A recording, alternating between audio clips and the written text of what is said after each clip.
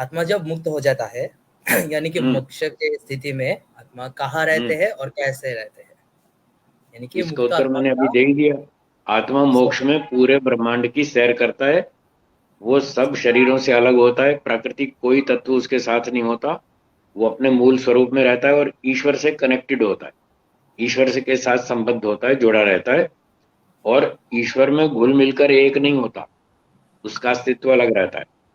यदि मोक्ष, बहुत से लोग ये मानते हैं मोक्ष में आत्मा ईश्वर में घुल मिलकर एक हो जाता है। अगर आत्मा मुक्ति में ईश्वर में घुल मिलकर एक हो गया, तब तो आत्मा का अस्तित्व ही नहीं बचा। यदि आत्मा का अस्तित्व ही नहीं बचा तो इसको आत्मा की मुक्ति कहें या सर्वनाश।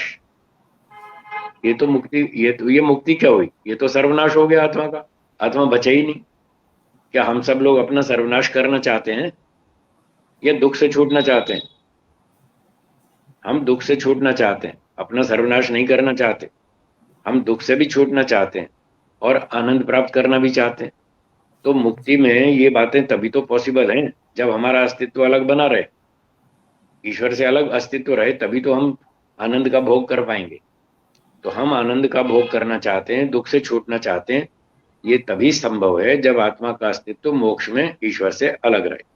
तो वेदों में और ऋषियों ने अपने शास्त्रों में यही लिखा है कि आत्मा का स्वरूप अणुमात्र छोटा सा एक देशी चेतन तत्व है, निराकार है।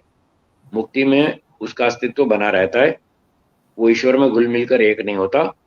और इसका एक और रीजन भी है, ये स्थूल शरीर है, पंचमहाभूत से बना हुआ। ये पांच भूत से उत्पन्न हुआ, मरने के बाद पांच भूत में विलीन हो जाएगा। ये सब बच्चे बच्चे भी जानते हैं, सबको पता है। जो चीज जहां से उत्पन्न होती है बाद में वो उसी में विलीन हो जाती है। अब जो लोग ये कह रहे हैं मुक्ति में आत्मा ईश्वर में विलीन हो जाता है, तो हम उनसे ये पूछते हैं क्या आत्मा ईश्वर में से पैदा हुआ था?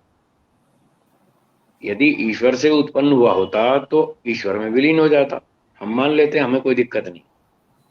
पर आत्मा तो अनादि है, वो तो उत्पन्न हुआ ही नहीं, ईश्वर में से बन के तैयार नहीं हुआ।